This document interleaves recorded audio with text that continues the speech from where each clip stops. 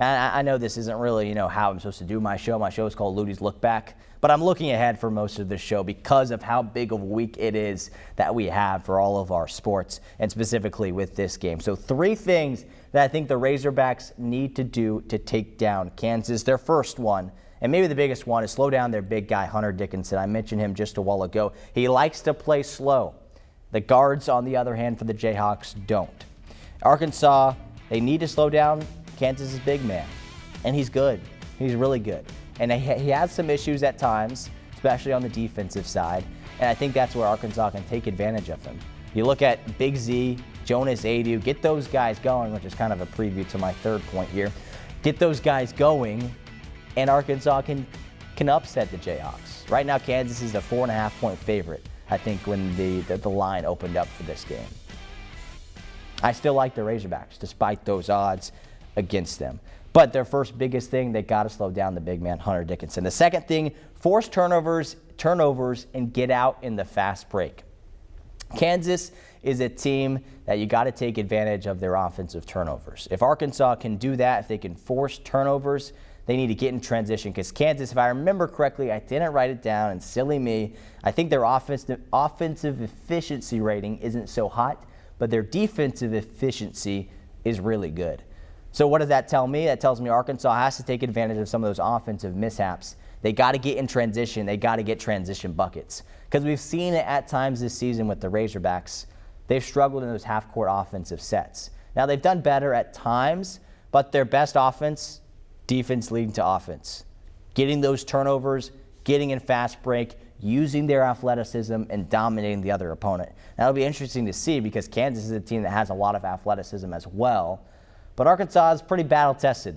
They played in the SEC this year. Let's all remind people they played in the best conference in college basketball history this season, the SEC. So they're battle-tested. They're ready. They faced teams like Kansas this year, and I think they'll be ready to go for this game. But they got to get out in transition. They got to make their layups. They got to play with some intensity, and I think they will in this game. That's the second thing, and I talked about it just a while ago. The third big thing in order for Arkansas to win this game is you feed the big guys. And I know that was a point for my first one, is you slow down Dickinson for the Jayhawks. But I think on the flip side, you feed the big guys for the Razorbacks. Jonas Aidoo, my goodness, has he continued to play better and better for this Razorback squad. He was a guy who was, he was an all-SEC second-team player last season for Tennessee. And then this season, for most of the season, except for the past few weeks, he's been a dud. He's been a transfer. He's been kind of like these impact transfers for Kansas that really haven't done anything, that really haven't done much. And then the last few weeks, the last month, he has turned things around. And granted, I think he was hurt for a lot of the season. He wasn't 100%. Well, he seems 100% now. In that Ole Miss game on Thursday, he hit a post-move fadeaway jumper. I never thought in my life that I'd see him make a post-move fadeaway jumper. But Jonas Aidoo did that.